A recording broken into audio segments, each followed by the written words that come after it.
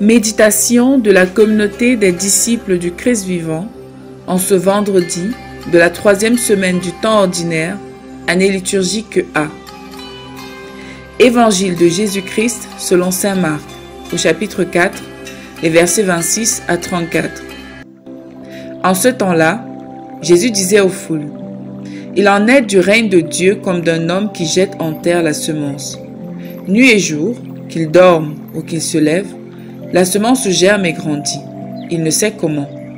D'elle-même, la terre produit d'abord l'herbe, puis l'épi, enfin du blé plein l'épi. Et dès que le blé est mûr, il y met la faucille, puisque le temps de la moisson est arrivé. » Il disait encore, « À quoi allons-nous comparer le règne de Dieu? Par quelle parabole pouvons-nous le représenter?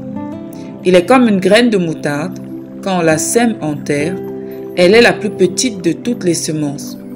Mais quand on l'a semée, elle grandit et dépasse toutes les plantes potagères. Et elle étend de longues branches, si bien que les oiseaux du ciel peuvent faire leur nid à son ombre. » Par de nombreuses paraboles semblables, Jésus leur annonçait la parole, dans la mesure où ils étaient capables de l'entendre. Il ne leur disait rien sans parabole, mais il expliquait tout à ses disciples en particulier. Acclamons la parole de Dieu.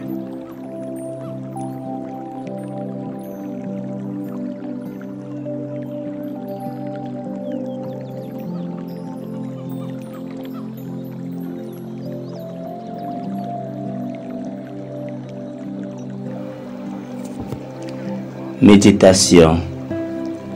Bien-aimés de Dieu, ouvrons notre cœur au Seigneur notre Dieu. Laissons-le nous inonder de sa présence. Dans un élan de prière, entrons dans le mystère profond de son amour. Puisons dans sa parole la lumière pour toujours discerner sa volonté et la force pour vivre ce à quoi il nous appelle. Ce matin, pour nous parler du règne de Dieu, règne qu'il est venu inaugurer dans nos cœurs et dans le monde, le Seigneur Jésus utilise deux paraboles.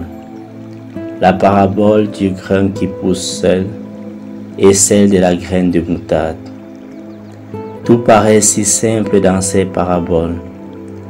D'elle-même la terre produit du fruit, et puis le grain devient un arbre. Dans les deux cas, les semailles ont une production assurée. C'est ça la puissance de notre Dieu. Il est présent au cœur de notre monde et au cœur de notre vie. Il peut parfois sembler caché et inactif, mais il agit. Dieu travaille en nous et avec nous. Nous devons lui faire confiance et collaborer à l'œuvre de sa grâce en nous. Dans la première parabole racontée par le Christ, le semeur, après avoir sémé la graine, va se reposer. Il laisse la terre qu'il a labourée faire son travail, en accueillant la semence en son sein. Il laisse également la graine sémée déployer la vitalité inscrite en ses gènes. Il se fie entièrement à la terre et à la semence. Telle est l'histoire entre Dieu et nous. Jésus est cet homme qui jette à terre, qui jette sa semence, la parole, dans la terre de nos cœurs.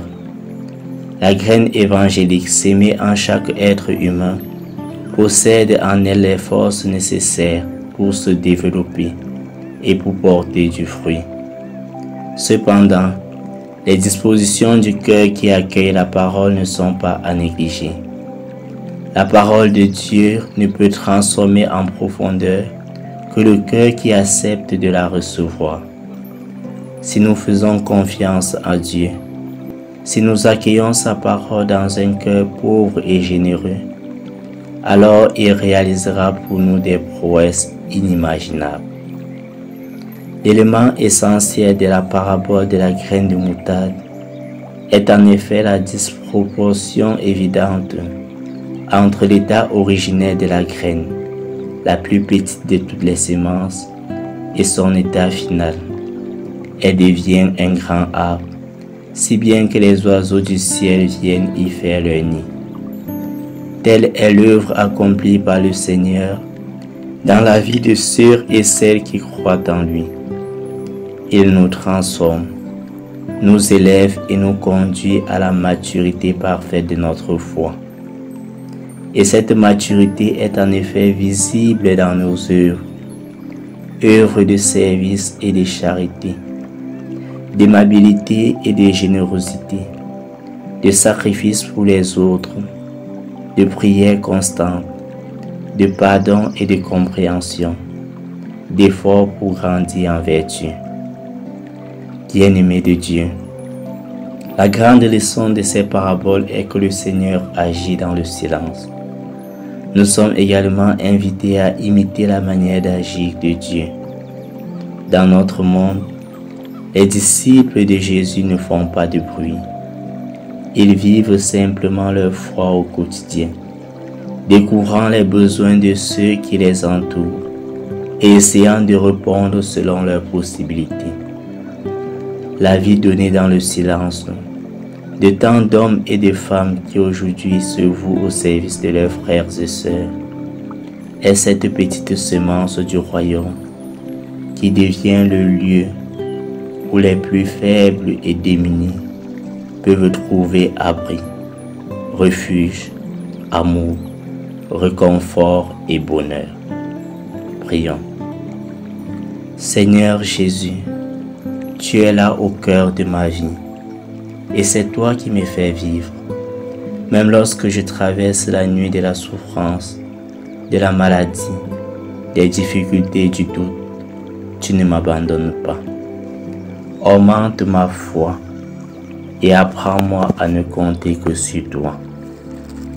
Intercession. Prions pour tous ceux et celles que le Seigneur utilise encore aujourd'hui pour s'aimer sa parole dans le cœur des hommes. Qu'il ne se laisse jamais décourager par les obstacles rencontrés. Exercice spirituel. Amener un proche à grandir dans la compréhension de sa foi à travers une activité de formation ou un exercice quelconque.